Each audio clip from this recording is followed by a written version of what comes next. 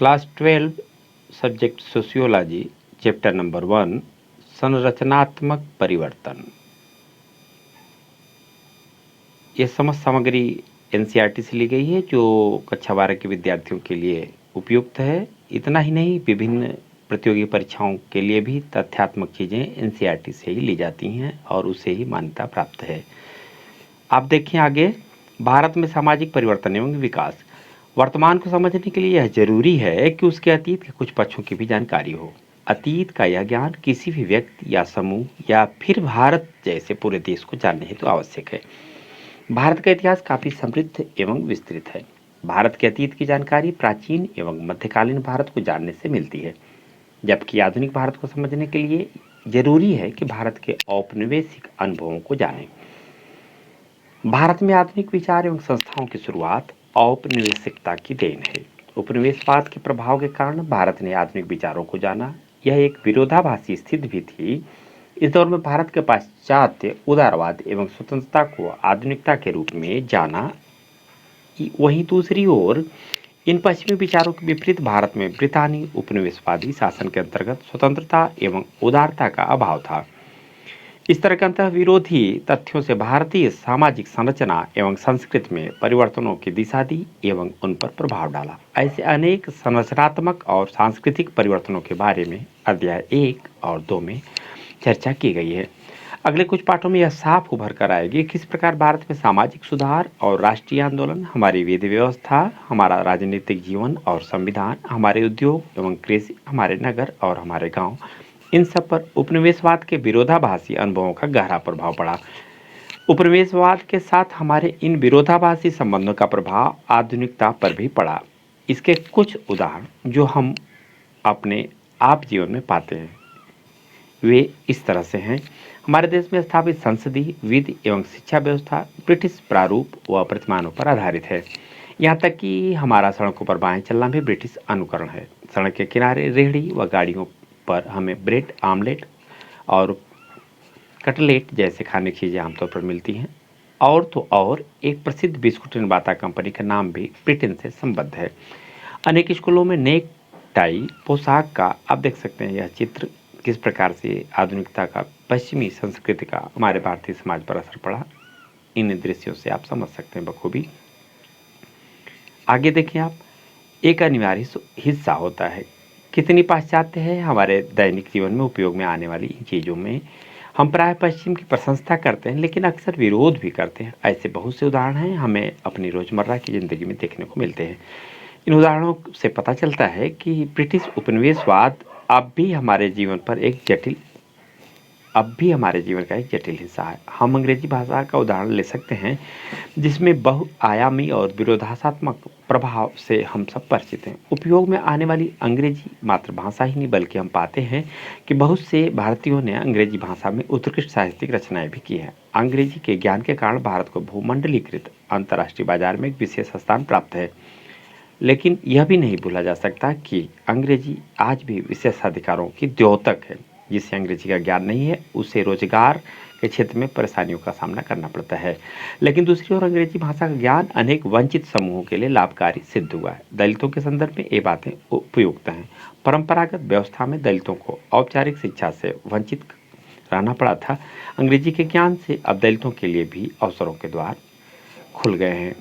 आप क्रियात्मक देखें, ऐसे सभी चीज़ों, प्रघटनाओं एवं प्रक्रियाओं की सूची तैयार करें जिनका संबंध औपनिवेशिक युग अर्थात ब्रिटिश काल से हो। आम जीवन में उपयोग की जाने वाली वस्तुएं जैसे फर्नीचर, खाद्य पदार्थ, भारतीय भाषाओं में उपयोग की जाने वाली कहावतें, मुहावरे आदि। किसी भी भारतीय भाषा के उपन्यास, लघुकथा, सिनेमा या टेलीविजन धारावाहिकों के बारे में भी बताएं जो औपनिवेशिक काल की याद दिलाते हों। आपने सिनेमा या टेलीविजन धारावाहिकों में अदालती कार्रवाई का दृश्य भी देखा होगा। क्या आपने उस कार्रवाई पर ध्यान दिया है? यह कार्रवाई बड़े पैमाने पर ब्रिटिश व्यवस्था का अनुकरण करती है। कुछ वर्ष पूर्व तक यह देखा जाता था कि भारतीय न्यायाधीश बनावटी बालों वाला टोप पहना करते थे। पता कीजिए कि कैसे प्रचलन में आया और इसकी उत्पत्ति कहाँ से हुई। ये विद्यार्थियों के लिए क्रियाकलाप है जिसे विद्यार्थी करके इसका अभ्यास करेंगे। इस अध्याय में हमने उन अनेक संरचनात्मक परिवर्तनों का उल्लेख किया है जो उपनिवेशवाद के कारण आए। अब हम इस जानकारी के बाद उपनिवेशवाद को एक संरचनात्मक एवं व्यवस्था के रूप में समझेंगे। उपनिवेशवाद ने राजनीतिक, आर्थिक एवं सामाजिक संरचना में नवीन परिवर्तन उत्पन्न किए। इस अध्याय में हम दो संरचनात्मक परिवर्तनों, औद्योगिकीकरण एवं नगरीकरण की भी चर्चा करेंगे। हमारे विवेचन का मुख्य केंद्र तो विशिष्ट औपनिवेशवाद होगा, पर साथ ही हम स्वतंत्र भारत में हुए विकास का भी उल्लेख करेंगे। इन सभी संरचनात्मक परिवर्तनों के साथ सांस्कृतिक परिवर्तन भी हुए, जिनकी चर्चा हम अगले अध्याय में करेंगे। हालांकि इन दोनों परिवर्तनों को अलग अलग करना बहुत कठिन है, फिर भी आप देखेंगे कि संरचनात्मक परिवर्तनों की चर्चा कैसे सांस्कृतिक परिवर्तनों को सम्मिलित किए बिना कठिन है। उपनिवेशवाद की समझ। एक स्तर पर एक देश के द्वारा दूसरे देश पर शासन को उपनिवेशवाद माना जाता है। आधुनिक काल में पश्चिमी उपनिवेशवाद का सबसे ज़्यादा प्रभाव रहा है। भारत के इतिहास से यह स्पष्ट होता है कि यहाँ काल और स्थान के अनुसार विभिन्न प्रकार के समूहों का उन विभिन्न क्षेत्रों पर शासन रहा जो आज के आधुनिक भारत को निर्मित करते हैं, लेकिन औपनिवेशिक शासन किसी अन्य शासन से अलग और अधिक प्रभावशाली रहा। इसके कारण जो परिवर्तन आए वह अत्यधिक गहरे और भेदभावपूर्ण रहे हैं। इतिहास ऐसे उदाहरणों से भरा पड़ा है जिसमें दूसरे देश के क्षेत्रों पर कब्जा करके राजनीतिक क्षेत्र का विस्तार किया गया। ऐसे अनगिनत उदाहरण हैं जिसमें कमजोर लोगों पर शक्तिशाली लोगों ने शासन किया। लेकिन गौर करने की बात यह है कि पूंजीवाद के आने से पहले से साम्राज्य और पूंजीवाद के शासन में गुणात्मक अंतर है। पूर्व पूंजीवादी शासक अपने प्रभुत्व के लाभ प्राप्त कर सके जो उनके निरंतर शासन अथवा विरासत से व्यक्त होता है। कुल मिलाकर पूर्व पूंजीवादी शासक समाज के आर्थिक आधार में हस्तक्षेप नहीं कर सके। उन्होंने परंपरागत आर्थिक व्यवस्थाओं पर कब्जा करके अपनी सत्ता को बनाए रखा। अल्वी एवं शानीन। इसके विपरीत ब्रितानी उपनिवेशवाद पूंजीवादी व्यवस्था पर आधारित था। इसके प्रत्यक्ष रूप से आर्थिक व्यवसाय में बड़े पैमाने पर हस्तक्षेप किए, जिसने ब्रितानी पूंजीवाद का विस्तार हुआ और उसे मजबूती मिली। उदाहरण के लिए भूमि संबंधी नियमों को लें। ब्रितानी उपनिवेशवाद ने केवल भूमि स्वामित्व के नियमों को ही नहीं बदला, अपितु यह भी निर्धारित किया कि कौन सी फसल उगाई जाए और कौन सी नहीं। इससे उत्पादन क्षेत्र को भी नहीं छोड़ा। वस्तुओं के उत्पादन की प्रणाली और उनके वितरण के तरीकों को भी बदल दिया। यहाँ तक कि ब्रिटिश उपनिवेशवाद ने ब्रिटिश पूंजीवाद के प्रसार के लिए जंगलों को भी नहीं छोड़ा। उन्होंने पेड़ों की कटाई और बागानों में चाय की खेती की शुरुआत कराई। जंगल को नियंत्रित एवं प्रशासित करने के लिए अनेक कानून बनाए। इससे जंगल पर आश्रित गणेरिये व ग्रामीण जीवन के लोगों के जीवन में परिवर्तन आए। नए औपनिवेशिक कानूनों के अंतर्गत ग्रामीणों, चरवाहों व गणेरियों का जंगलों में आना जाना प्रतिबंधित कर दिया गया। अब जंगल से भेड़ बकरियों, गाय भैंसों आदि पशुओं के लिए चारा इकट्ठा करना दुर्लभ हो गया। नीचे दिए गए बॉक्स में आपके सामने जो ये बॉक्स दिखा जा रहा है, बताया गया है कि किस प्रकार औपनिवेशिक कानून, विशेषकर जंगलों से संबंधित कानून ने पूर्वोत्तर भारत पर प्रभाव डाला। इस संदर्भ में पूर्वोत्तर भारत में जंगल से संबंधित औपनिवेशिक नीतियाँ उल्लेखनीय हैं। देखिए आप, पूर्वोत्तर भारत में जंगल से संबंधित औपनिवेशिक नीतियाँ। बंगाल में रेलवे की शुरुआत एक निर्णायक घटना थी, जिससे असम की जंगल से संबंधित नीतियों में एक परिवर्तन आया। उस समय असम बंगाल प्रांत का एक हिस्सा था। अब ये नीतियाँ उदार न होकर हस्तक्षेपवादी हो गई। जैसे जैसे रेलवे के शयनयानों की मांग बढ़ी, वैसे वैसे असम का वह जंगल भी व्यावसायिक दृष्टि से बहुत उपयोगी नहीं था। राजस्व कमाने का एक आकर्षक संसाधन बन गया। उन दिनों का असम आज के 7 पूर्वोत्तर राज्यों से मिलकर बनता है। 1861 और 1878 के बीच 269 वर्ग मील का विस्तृत जंगल आरक्षित घोषित कर दिया गया। सन 1894 तक यह क्षेत्र 3683 वर्ग मील का हो गया और यह बढ़ते बढ़ते 19वीं सदी के अंत तक 20,061 वर्ग मील का हो गया, जिसमें कुल प्रांत का 42.2% क्षेत्रफल था। इसमें से 3,609 वर्ग मील को आरक्षित रखा गया था। इसमें गौर करने की बात यह है कि जंगल का वह बड़ा क्षेत्र जिसमें आदिवासी समुदायों का निवास था और जो सदियों से वहां जीवन यापन करते आए थे, भी प्रशासन के नियंत्रण में आ गया। पहाड़ी क्षेत्रों में आदिवासी जनजाति समुदाय जंगलों से संबद्ध होकर प्रकृति के साथ मैत्रीपूर्ण जीवन जीते थे। यह ऊपर आप देखें, यह चित्र भारत में पहले क्रीक पुल जो थाने के पास है उसके ऊपर गुजरती हुई रेलगाड़ी। 1854 उपनिवेशवाद ने लोगों की आवाजाही को भी बढ़ाया। भारत के एक हिस्से से दूसरे हिस्से में आना जाना चलता रहा। जैसे आजकल के झारखंड प्रदेश से उन दिनों बहुत से लोग चाय बागानों में मजदूरी करने के उद्देश्य से असम आए। उन्हीं दिनों एक नए मध्य वर्ग का उद्भव हुआ जो मुख्यतः बंगाल और मद्रास क्षेत्र से था। उसमें वे लोग थे जिनको उपनिवेशवादी शासन ने देश के विभिन्न भागों से सेवा के लिए चुना था। इसके अलावा विभिन्न पेशेवर लोग जैसे डॉक्टर एवं वकील, इन सरकारी सेवाकर्मियों और व्यवसायियों का भी बहुत आवागमन होता रहा। यह आवागमन भारत तक ही सीमित नहीं रहा। उपनिवेशवादी शासन ने भारतीय मजदूरों एवं दक्ष सेवाकर्मियों को जहाजों के माध्यम से सुदूर एशिया, अफ्रीका और अमेरिका में स्थित अन्य उपनिवेशों में भी भेजा। कितने लोग जो जहाज पर रास्ते में ही मर जाते थे। जाने वाले अधिकांश लोगों में से कुछ तो कभी लौट कर ही नहीं आए। आज उन भारतीयों के वंशजों को भारतीय मूल का माना जाता है। दुनिया के अनेक देशों में भारतीय मूल के लोग पाए जाते हैं जो वस्तुतः भारत के उपनिवेशवादी शासन के दौरान उन देशों में पहुंचे। व्यवस्थित शासन के लिए उपनिवेशवाद ने विभिन्न क्षेत्रों में भारी परिवर्तन की शुरुआत की। ये परिवर्तन वैधानिक, सांस्कृतिक अथवा वास्तुकला आदि क्षेत्र में लाए गए। वस्तुतः उपनिवेशवाद वृहद एवं तीव्र रूप से लाए गए परिवर्तनों की कहानी थी। इनमें से कुछ परिवर्तन तो अप्रकट रूप में थे, जबकि अनेक सुनियोजित तरीके से लाए गए थे। जैसे कि हम पाते हैं कि पश्चिमी शिक्षा पद्धति को भारत में इस उद्देश्य से लाया गया कि उससे भारतीयों का एक ऐसा वर्ग तैयार हो जो ब्रिटिश उपनिवेशवाद को बनाए रखने में सहयोगी हो। लेकिन हम यह भी पाते हैं कि यही पश्चिमी शिक्षा पद्धति राष्ट्रवादी चेतना एवं उपनिवेश विरोधी चेतना का माध्यम बनी। उपनिवेशवाद के आयामों व तीव्रता को समझने के लिए आवश्यक है कि पूंजीवाद की संरचना को समझा जाए। पूंजीवादी ऐसी आर्थिक व्यवस्था है जिसमें उत्पादन के साधन का स्वामित्व कुछ विशेष लोगों के हाथ में होता है और इसमें ज़्यादा से ज़्यादा मुनाफा कमाने पर जोर दिया जाता है। कक्षा 12 की पहली पाठ्यपुस्तक भारतीय समाज में पूंजीवादी बाजार के बारे में विस्तार से चर्चा की जा चुकी है।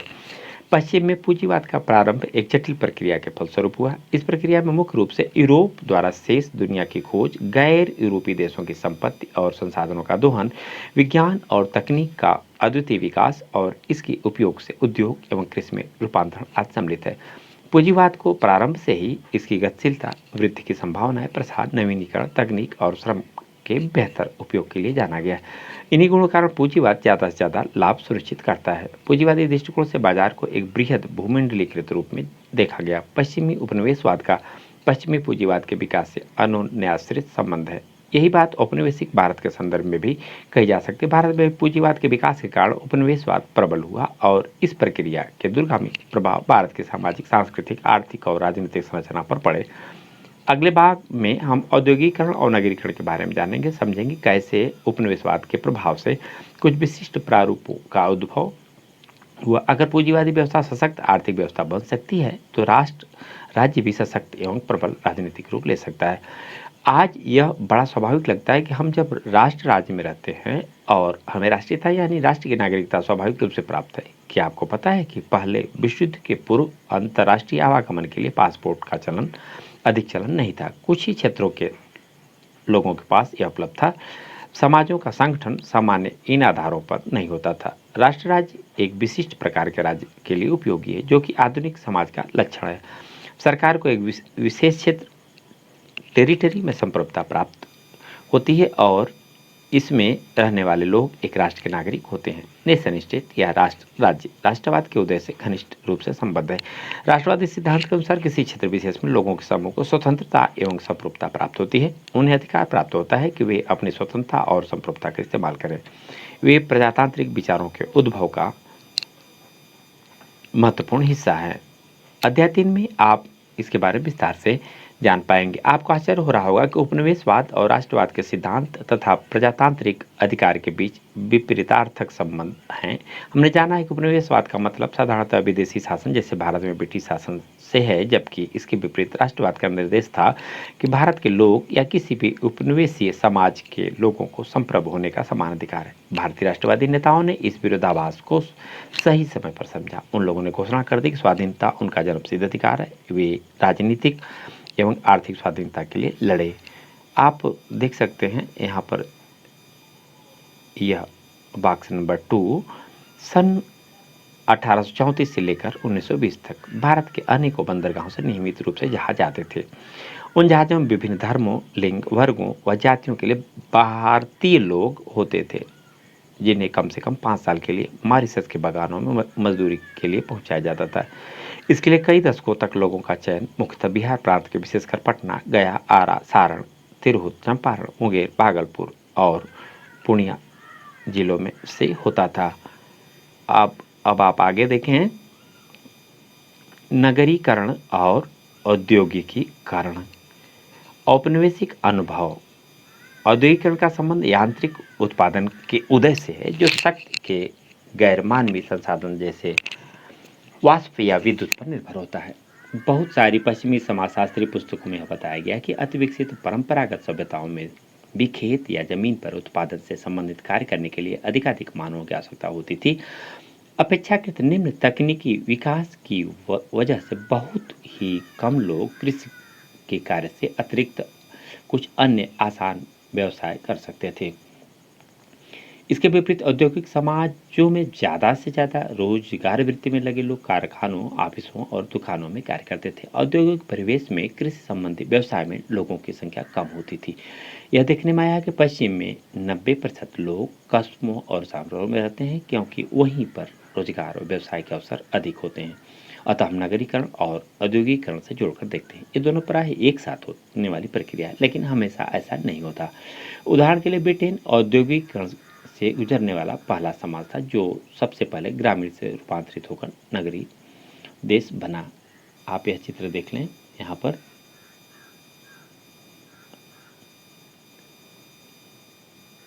सन 1800 में 10,000 निवासियों वाले कस्बों और शहरों में पूरी जनसंख्या के 20% लोग रहते थे। सन 1900 तक यह अनुपात 74% का हो गया। राजधानी लंदन में सन 1800 में लगभग 1.1 करोड़ लोग रहा करते थे। 20वीं सदी के प्रारंभ तक यह आकार बढ़कर इतना हो गया कि इसकी जनसंख्या तकरीबन 7 करोड़ हो गई थी। लंदन उस वक्त तक दुनिया का सबसे बड़ा नगर था। वह उत्पादन, वाणिज्य और आर्थिकी का सबसे बड़ा केंद्र था। यह केंद्र निरंतर फैलते हुए ब्रिटिश साम्राज्य का हृदय क्षेत्र हो गया था। ये देखिए, भारत की जनगणना रिपोर्ट 1911, अंक 1, पृष्ठ संख्या 408, बॉक्स नंबर 1.3। भारत में सस्ते यूरोपीय कपड़ों के थान और बर्तनों का आबाद और तीव्र गति से आयात और पश्चिमी रूपरेखा वाले उद्योगों के भारत में ही लग जाने से भारत के ग्रामीण उद्योगों का लगभग सफाया ही हो गया। खेती से हुई उपज की ऊंची कीमत को देखते हुए ग्रामीण कारीगरों ने अपने वंशानुगत व्यवसाय को छोड़कर खेती करना शुरू कर दिया। ग्रामीण संगठनों और कारोबारों का विघटन प्रत्येक क्षेत्र में अलग अलग गति से हुआ। विकसित प्रांतों में यह परिवर्तन ज़्यादा स्पष्ट रूप से दिखा। यह कौतूहल की बात है कि ठीक इसी ब्रिटिश औद्योगिकरण का एक उल्टा असर, यानी कि भारत के कुछ क्षेत्रों में औद्योगिकरण हुआ। भारत में कुछ पुराने परंपरागत नगरीय केंद्रों का भी पतन हो गया। जिस तरह ब्रिटेन में उत्पादन और निर्माण में चढ़ाव आया, इसके विपरीत भारत में गिरावट है। परंपरागत ढंग से होने वाले रेशम और कपास का उत्पादन और निर्यात मैनचेस्टर प्रतियोगिता में गिरता चला गया। भारत के प्राचीन नगर जैसे सूरत और मुसलीपट्टनम, जहाँ से व्यापार हुआ करता था, का अस्तित्व कमजोर होने लगा, जबकि आधुनिक नगर जैसे बम्बई और मद्रास, जो उपनिवेशवादी शासन में प्रचलित हुए, बहुत होते गए। भारतीय राज्यों पर ब्रिटिश अधिकार के बाद तंजौर, ढाका, मुर्शिदाबाद की राजसभाओं का विघटन हो गया। फलतः इन राजसभाओं के संरक्षण में कार्यरत कारीगर, कलाकार और कुलीन लोगों का भी पतन हुआ। 19वीं सदी के अंत से भारत के कुछ लोग आधुनिक नए शहरों में, जहां यांत्रिक उद्योग लगाए गए थे, लोगों की जनसंख्या बढ़ने लगी। आप देखें बॉक्स नंबर 1.4 में। ईस्ट इंडिया कंपनी और बाद में ब्रिटिश शासन ने भारत को बदले में जो दिया वह था भूमि स्वामित्व और अंग्रेजी में शिक्षा की सुविधा। कुछ तथ्य यह साबित करते हैं कि जो विकल्प दिए गए थे वे मध्य वर्ग का गठन करने के लिए समुचित नहीं थे। यह पहला तथ्य कि प्रारंभ में इसका कृषि से हुई उपज से कोई लेना देना नहीं था, और दूसरा, भारत की सांस्कृतिक परंपरा से कोई संबंध नहीं था। हम अच्छी तरह से जानते हैं कि जमींदार जमीन के परजीवी हो गए और शिक्षित स्नातक बस नौकरी ढूंढने लगे। क्रियाकलाप। तीनों नगरों की शुरुआत, उद्भव और विकास के बारे में जानकारी इकट्ठा करें। इनके पुराने नामों के बारे में भी पता करें, जिन्हें बदलकर अब बम्बई से मुंबई, मद्रास से चेन्नई, कलकत्ता से कोलकाता, बंगलौर से बंगलुरु किया गया है। अन्य शहरी उपनिवेशी नगरों के विकास के बारे में भी पता लगाइए। नगरों में स्थित उत्पादों के द्वारा बनाए गए विलासिता के सामानों ढाका, मुर्शिदाबाद और उचकुट के रेशम की मांग में दरबारों के विघटन के बाद भारी कमी आ गई। ये उत्पाद जिन बाह्य बाजारों पर निर्भर थे उनका भी कमोवेश सफाया हो गया। दूर दराज के क्षेत्रों के ग्राम शिल्प विशेषतः पूर्वी भारत के उन क्षेत्रों के अतिरिक्त जहां अंग्रेजों का प्रवेश जल्दी और सघन था, अधिक समय तक स्थिर रहे, जब तक कि रेलवे के विस्तार ने उन्हें गंभीर रूप से प्रभावित नहीं किया। आप देखें दक्षिण एशिया और औपनिवेशिक नगर का प्रारूप बॉक्स 1.5 में यूरोपीय शहर में विशाल बंगले, सुसज्जित मकान, सुनियोजित सड़कों के दोनों किनारों पर पेड़, दोपहर और शाम को मिलने जुलने के लिए क्लब, खुली जगहों को पश्चिमी रूपरेखा के मनोरंजन की सुविधाएं जैसे घुड़दौड़, गोल्फ, फुटबॉल और क्रिकेट के लिए सुरक्षित रखा गया था। जब घरेलू जलापूर्ति, विद्युत संपर्क और दूषित पानी के निष्कासन की सुविधाएं मौजूद थीं और तकनीकी स्तर पर संभव थी, तब यूरोपीय नगरों में रहने वाले लोगों ने उसका भरपूर इस्तेमाल किया। इन सुविधाओं का उपयोग केवल यूरोपीय मूल के नागरिकों के लिए ही सुलभ था। ब्रिटेन में औद्योगिकरण के प्रभाव से ज़्यादातर लोग नगरों में आए, लेकिन इसके विपरीत भारत में ब्रिटिश औद्योगिकरण के प्रारंभिक समय में ज़्यादातर लोगों को कृषि की ओर जाना पड़ा। भारतीय जनगणना रिपोर्ट इसे स्पष्ट रूप से दर्शाती है। भारत में समाजशास्त्री लेखन में उपनिवेशवाद के विरोधाभासी और अनिश्चित परिणामों के बारे में अक्सर चर्चा की गई। पश्चिमी औद्योगिकरण और उसके परिणाम स्वरूप उभरे मध्य वर्ग की तुलना भारत में हुए औद्योगिकीकरण के अनुभवों के साथ की जाती रही। ऐसी एक झलक बॉक्स में दिए गए विवरण से मिलती है। निम्नलिखित जो अभी तक दिए गए पता चलता है कि औद्योगिकरण का मतलब केवल मशीनों पर आधारित उत्पाद ही नहीं, बल्कि एक नए सामाजिक समूहों और नए सामाजिक संबंधों के उद्भव और विकास की कहानी है। दूसरे शब्दों में भारतीय सामाजिक संरचना में हुए परिवर्तनों के बारे में है। ब्रिटिश साम्राज्य की अर्थव्यवस्था में नगरों की भूमिका महत्वपूर्ण थी। समुद्र तटीय नगर जैसे बम्बई, कलकत्ता और मद्रास उपयुक्त माने गए, क्योंकि इन जगहों में उपभोग की आवश्यक वस्तुओं का निर्यात आसानी से किया जा सकता था। साथ ही यहीं से उत्पादित वस्तुओं का सस्ती लागत से आयात किया जा सकता था। औपनिवेशिक नगर ब्रिटेन में स्थित आर्थिक केंद्र और औपनिवेशिक भारत में स्थित हाशिए के बीच महत्वपूर्ण संपर्क सूत्र से। इस प्रकार से ये नगर भूमंडलीय पूंजीवाद के ठोस उदाहरण थे। उदाहरण के रूप में औपनिवेशिक भारत में बम्बई को इस प्रकार सुनियोजित ढंग से विकसित किया गया था कि सन 1900 तक भारत की 1/3 कच्ची कपास को जहाज से भेजा जा चुका था। कोलकाता से जूट पटसन का निर्यात होता था, जबकि चेन्नई से कहवा, चीनी, नील और कपास ब्रिटेन को निर्यात किया जाता था। औपनिवेशिक काल के नगरीकरण में पुराने शहरों का अस्तित्व कमजोर होता गया और उनकी जगह पर नए औपनिवेशिक शहरों का उद्भव और विकास हुआ। कोलकाता उन दिनों का कलकत्ता ऐसा पहला नगर था जब 1690 में एक अंग्रेज व्यापारी जिसका नाम चारनाक था ने हुगली नदी के तट से लगे 3 गांव कोलिकाता, गोविंदपुर और सुतानुती को पट्टे पर लिया। उसका उद्देश्य इन तीनों गांवों में व्यापार के अड्डे बनाना था। हुगली नदी किनारे ही सन 1698 में फोर्ट विलियम की स्थापना रक्षा और सैन्य बल को गठित करने के उद्देश्य से हुई। फोर्ट और उसके आसपास का खुला क्षेत्र जिसे मैदान कहते थे, जहां सैन्य बलों के डेरे थे, कलकत्ता नगर का केंद्र था। इसी केंद्र से नगर का प्रसार हुआ। हम चाय की बागवानी इससे आगे बढ़े। इस चैप्टर को हमने संरचनात्मक परिवर्तन को 2 भागों में विभक्त कर रखा है। प्रथम भाग यही पूर्ण होता है, दूसरा भाग इसके अगले अंक में आपको मिलेगा।